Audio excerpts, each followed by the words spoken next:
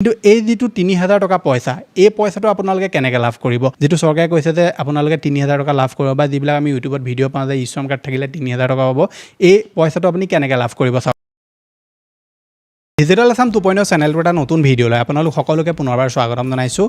ই-শ্ৰম কাৰ্ডখন বাৰু আপোনালোকৰ হাতত আছে নে নাই চৰকাৰে আজি যোৱা 4-5 বছৰ আগতে আমাৰ সকলোকে ই-শ্ৰম কাৰ্ড বনাবলৈ কৈছিলে আৰু সকলো লোকে পইচাৰ আশাতে ই-শ্ৰম কাৰ্ড বনাই ল'লে ভাবিলে 1000 টকা পাম 2000 টকা পাম কিন্তু এতিয়ালৈকে চৰকাৰে কোনো ধৰণৰ পইচা দিয়া নাই ই-শ্ৰম কাৰ্ড যিসকল লোকৰ আছে কেইখনমান ষ্টেটত ইলেকশ্যনৰ সময়ত 1000 নে 2000 কিবা এটা দিছিলে কিন্তু বাকী যিমানবিলাক ষ্টেট আছে সেই ষ্টেটত যিসকল লোকে ই-শ্ৰম কাৰ্ড বনাই ল'লে তেওঁলোকক এতিয়ালৈকে কোনো ধৰণৰ চৰকাৰী সুবিধা চৰকাৰে দিয়া নাই গতিকে ৰিচেণ্টলি এটা খবৰ পোহৰলৈ আহিছে বা এটা খবৰ ভাইৰেল হৈছে বুলি আপুনি ক'ব পাৰে যে ই-শ্ৰম কাৰ্ড যিসকল লোকৰ আছে তেওঁলোকে যদি KYC আপডেট কৰি লয় তেনেকুৱা ক্ষেত্ৰত তেওঁলোকৰ 3000 টকা সোমাব বা আপুনি 3000 টকাটো পাবৰ কাৰণে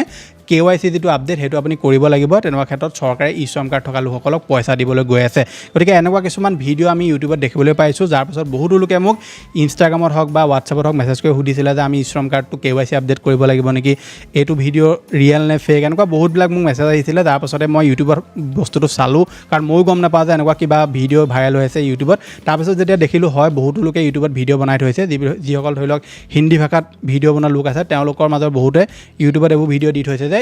KYC আপুনি বা KYC কৰিব লাগিব যদি আপোনাৰ ই-শ্ৰম কাৰ্ড আছে তেনে ক্ষেত্ৰত আপুনি চৰকাৰৰ পৰা 3000 টকা পাব গতিকে এইটো ৰিয়েল হয় নে ফেক হয় আজি এই ভিডিঅ'টোত আপোনালোকে জানিব পাৰিব আপুনিও KYC আপডেট কৰিব লাগিব নেকি বা এই যিটো 3000 টকা পইচা ই-শ্ৰম কাৰ্ড থাকিলে যিটো পাব বুলি কৈছে এই পইচাটো আপুনি কেনেকৈ লাভ কৰিব পাৰিব সেইটোৰ বিষয়ে আপোনালোকে ভিডিঅ'টো ডিটেইলছত জানিব পাৰিব গতিকে ভিডিঅ'টো সম্পূৰ্ণভাৱে প্ৰথমৰ পৰা শেষলৈকে চাব এতিয়ালৈকে আপুনি ভিডিঅ'টোত যদি লাইক এটা কৰা নাই ফটাফট ভিডিঅ'টোত লাইক এটা কৰি দিয়ক চেনেলটোলৈ যদি প্ৰথম আহিছিলে ছাবস্ক্ৰাইব কৰি লওক এনেকুৱা ধৰণৰ ইনফৰ্মেটিভ ভিডিঅ' ৰেগুলাৰ চাবৰ কাৰণে আহক এতিয়া ভিডিঅ'টো আৰম্ভ কৰোঁ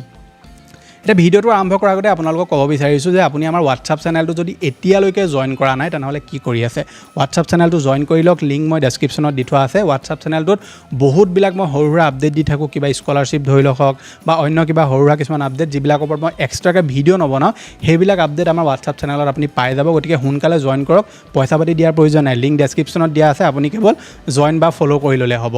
এতিয়া চাওক ই-শ্ৰম কাৰ্ডটোৰ কথা আপোনালোকক প্ৰথমেই কৈ দিওঁ যে আপুনি যদি ই-শ্ৰম কাৰ্ড এতিয়ালৈকে বনোৱা নাই আৰু বনাম বুলি যদি আপুনি ভাবিছে তেনেকুৱা ক্ষেত্ৰত ই-শ্ৰম কাৰ্ডটো সকলো লোকে বনাব নোৱাৰে যিসকল আনঅৰ্গেনাইজ ছেক্টৰত কাম কৰা লোক আছে তেওঁলোকেহে ই-শ্ৰম কাৰ্ডটো বনাব পাৰিব অৰ্থাৎ আপোনাৰ যদি ধৰি লওক EPF-ত একাউণ্ট আছে বা আপুনি ধৰি লওক কিবা চাকৰি কৰে ভাল চাকৰি কৰে বা আপোনাৰ যিটো মাহিলী উপাৰ্জন সেইটো 15000 টকাতকৈ বেছি হয় তেনেকুৱা ক্ষেত্ৰত আপুনি ই-শ্ৰম কাৰ্ডখনৰ কাৰণে এলিজিবল নহয় এতিয়া যিসকল লোকে ই-শ্ৰম কাৰ্ড বনাই লৈছে তেওঁলোকে আজি বহুত বছৰৰ পৰা ৱেইট কৰি আছে যে ই-শ্ৰম কাৰ্ডৰ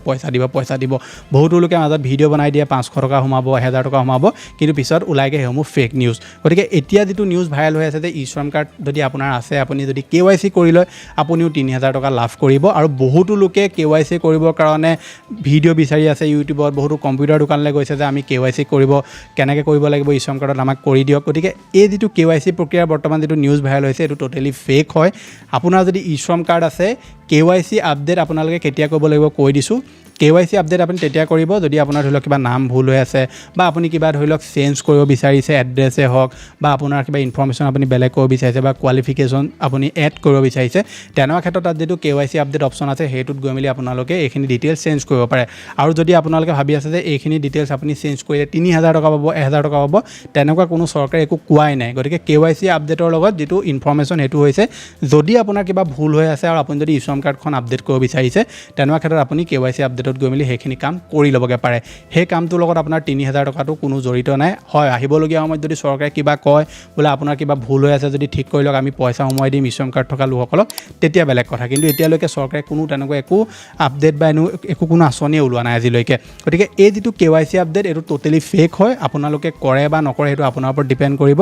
মইতো ক'ম এইটো আপোনাক কৰাৰ কোনো প্ৰয়োজনেই নাই যদি আপোনালোকে কিবা ভুল কৰি থৈছে কাৰেকশ্যন কৰিব বিচাৰে এড্ৰেছ চেঞ্জ কৰিব বিচাৰে বা কিবা আপুনি ইনফৰ্মেশ্যন তাত এড কৰিব বিচাৰিছে তেতিয়া আপুনি কৰিব বিচাৰিলে কৰি থওক কিন্তু সেইটো কৰিলে বা নকৰিলে আপোনাৰ পইচা সোমোৱাৰ লগত কোনো কথাই নাই কিন্তু এই যিটো 3000 টকা পইচা এই পইচাটো আপোনালোকে কেনেকৈ লাভ কৰিব যিটো চৰকাৰে কৈছে যে আপোনালোকে 3000 টকা লাভ কৰিব বা যিবিলাক আমি ইউটিউবত ভিডিঅ' পাওঁ যে ই-শ্ৰম কাৰ্ড থাকিলে 3000 টকা পাব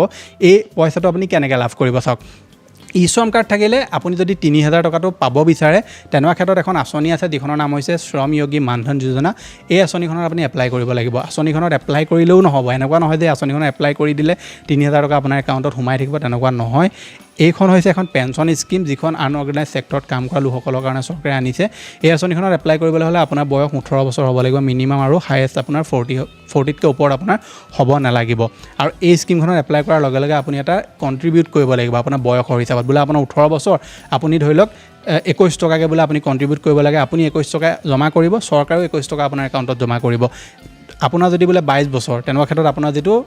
ধৰি লওক কণ্ট্ৰিবিউশ্যনৰ যিটো এমাউণ্ট সেইটো বাঢ়ি যাব আপুনি যিমানটো এমাউণ্ট কণ্ট্ৰিবিউট কৰিব চৰকাৰে সিমানটো এমাউণ্ট কণ্ট্ৰিবিউট কৰিব কিন্তু আপোনাৰ বয়স যিমান হ'ব আপুনি আঁচনিখনত যেতিয়া এপ্লাই কৰিব আপুনি আঁচনিখনত এপ্লাই কৰাৰ সময়ত আপোনাৰ বয়স যিমান হ'ব সেই বয়স অনুপাতে আপোনালোকে পইচাটো তাত জমা কৰিব লাগিব আৰু সেই পইচাটো আপোনালোকে কেতিয়া লাভ কৰিব যেতিয়া আপোনাৰ 60 বছৰ হৈ যাব তেতিয়া আপুনি 3000 টকাকৈ মাহিলী পেঞ্চন এটা লাভ কৰিব কিন্তু এনেকুৱাও নহয় যে বোলে আঁচনিখনৰ পৰা আপুনি ধৰি লওক নিজকে উলিয়াব নোৱাৰিব তেনেকুৱা নহয় আপুনি পাৰিব যদি আপোনালোকে ধৰি লওক বোলে আঁচনিখনত এপ্লাই কৰাৰ পিছত ধৰি লওক 10 বছৰ পিছত